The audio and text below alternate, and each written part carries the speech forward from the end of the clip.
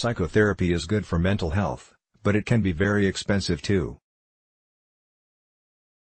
As economists, we try to carry model and evaluate the monetary effects of different actions and policies. So, for our recent study, we decided to use our methodologies to look into psychotherapy and work out how it can affect labor income. We analyzed British Household Panel Survey (BHPS) data collected between 1995 and 2008. This survey observes the characteristics and decisions of 2,943 men and 5,064 women over time. The participants are randomly selected so that they statistically represent a much larger UK population. Using this information, we looked both at the effect of psychotherapy on mental health, measured using the General Health Questionnaire, which is used to identify common psychiatric conditions, and income.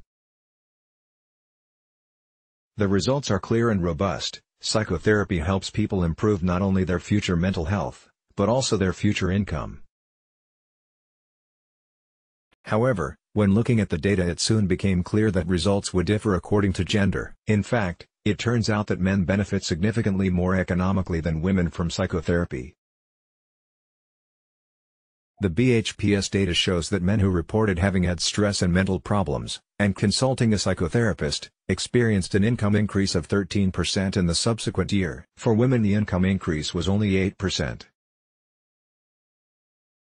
Though different, the boost is substantial for both genders and reflects an increase in productivity resulting from psychotherapy, with an associated reduction of poverty. Needless to say, in our analysis we filtered out the effect of several other factors affecting income, such as education, children, marital status, type of occupation, age, and more, to find a direct link between income and therapy. Women still benefit economically from therapy, but 5% less than men. Andre Popoff/Shutterstock. Looking deeper into how and why the results vary by gender, we saw that even with the same level of mental health, women seek help more often than men. In the 13 years of data we examined, an average of 23% of women went into therapy at some point, compared to 15% of men. According to our data, consulting a psychotherapist helps women nearly twice as much as men in terms of mental health, 1.2 points versus 0.5 points on the 36-notch General Health Questionnaire scale. The logical conclusion of that would be that women benefit more from psychotherapy, but this is not so when looking at income. The 13% and 8% estimations can also be used to calculate a gender wage gap decomposition. A decomposition is used to explain how factors affect the difference in earnings between men and women.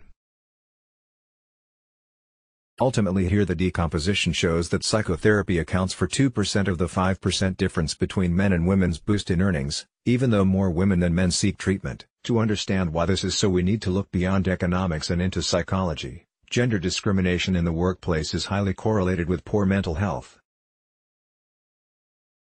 If part of the reason why women suffer from low mental health is due to hostile work environments, then improving their mental health will not have the same effect as for men.